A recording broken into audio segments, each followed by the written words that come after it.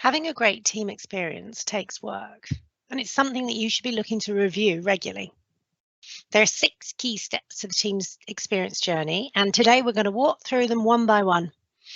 After you've listened, you should sit down with your centre leadership team and rate yourself using the questions in each of the steps so you can identify which areas you think you need to focus on as a centre team. This should be an exercise that you do a few times a year. Reflection on where you are at with your current state and where you want to be is really, really important. And these types of conversations are great for you to do both on your own, but also with your broader team too. It's really important that we constantly look at incremental ways to improve. Our work is about continual improvement, just always striving to better ourselves. So let's start. The first step in the team's experience is about attraction. So we work in small communities, and we know that team members want to work at centres that are close to their home. So your new employees, your target employees, are actually local residents. They'll know your centre, and they'll also know your centre's reputation. So you need to be known as a great place to work, and you want your team to be raving about working in your centre. Do they? So one test of that is how many referrals your current team members make. Most people won't actually encourage their friends to leave jobs that they're happy in unless they know that where they should work is really somewhere pretty amazing. So if your team are making referrals, it's because they are proud to work for you. If they're not, then you need to think what would make your team want to refer people to work for you. So the next step in the cycle is about the recruitment process. And you need to remember that the candidate is interviewing you just as much as you're interviewing them. So I'm going to look at this from a couple of different points of view. So firstly, in the last year, we've actually had quite a significant increase in the number of offers that we've made to candidates being turned down. So that means people that have come to interview that we've said, yes, let's make an offer to, we present the offer and they say, no, thank you, I'm going to go and choose to work somewhere else. We know it's a really strong candidate market where they can choose who they think is going to be the best employer for them. So you need to go all out in your recruitment processes. So you're really making that candidate feel like they're the best candidate you've ever met so that they choose you. The second way of looking at this is, even if you don't think that candidate is right for you, you really still need to invest in the experience that you provide them. They're going to go home after the interview and they're going to tell their family and then they're going to tell their friends all about the interview. So what you want them to be leaving saying is, look, I didn't get the job, but gosh, I really want to work there. So you really need to think about the impact that you have on any candidate that you interview and the experience that you provide to them. Okay, so the next step on the journey is onboarding. I think the best example that I've ever heard is that starting in a first day in a new centre is like going to a party where everyone knows each other except you. So even the most confident and outgoing are going to feel shy and anxious. So make sure you set your new starter up for success. Allocate time. Ensure you communicate. Put on a morning tea. Make them feel special and welcomed. Organise a buddy who can be their person and ensure that you really set the time up to work through their induction so they understand about Guardian and they really know what your expectations are.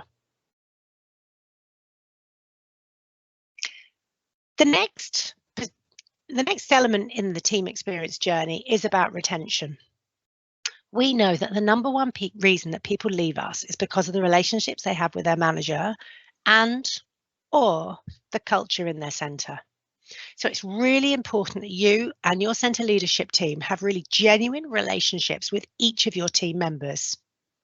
It's important that you've got active reward and recognition in place so that you're celebrating your team members really genuinely and that you make recognition a part of everything you do so that people feel really rewarded and recognised for the efforts they put in. I always say, but does your best team member really know how much you appreciate them? Sometimes people get worried that they think people will get too big for their boots if they know their best people know that they're really great. But I think it's quite the opposite. Your best people should know that you think they're fantastic. They should feel genuinely valued and appreciated because people work for people.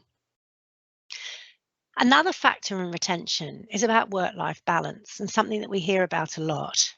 And one of the ways that you can really affect work-life balance is by having really consistent rosters so that your people have stability, they know in advance when they're going to work, and things don't really change. So make sure you're publishing your rosters with really good time and make sure that people are working really consistent patterns. So the next step is about development. And this links into the retention piece and about having genuine relationships. It's really important that you're having regular check-ins with your people.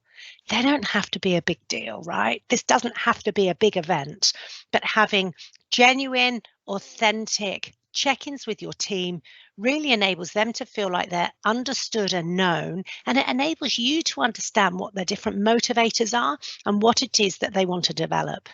So make sure you're actively discussing with your team about their development. Is ECA well utilised in your team? It's such a fantastic hub for us of such opportunity of learning. So make sure that people in your centre understand what it is and how to use it. And if you don't know, then just reach out and we can help you. Do you have buddies and mentors?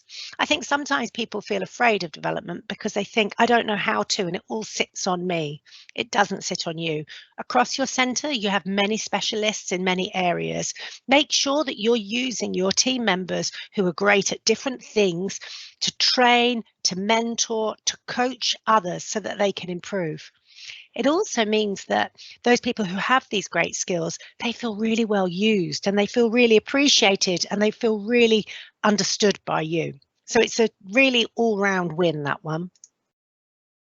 So then finally, separation. And this is, again, a really important part of the team experience, because going back to the first point about your team's reputation in the community, you want the people that leave you to leave being happy. All too often I hear, oh, thank God that person resigns and leaving. That's not the outcome that we want. We want people to be learning from the experiences that people have, and we should be open to the feedback they provide. So when someone's leaving you, you should actually be organising a chat with them to understand what you can learn from them. You should be saying to them, hey, tell me what 3 things you think I should focus on. This is such a great window for you to understand potentially what things you could do to be a better place to work.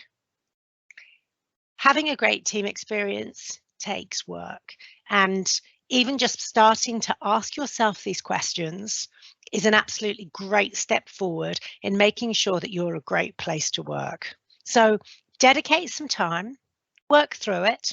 Knowledge is power, and embrace what you can to be a great place to work. Thank you.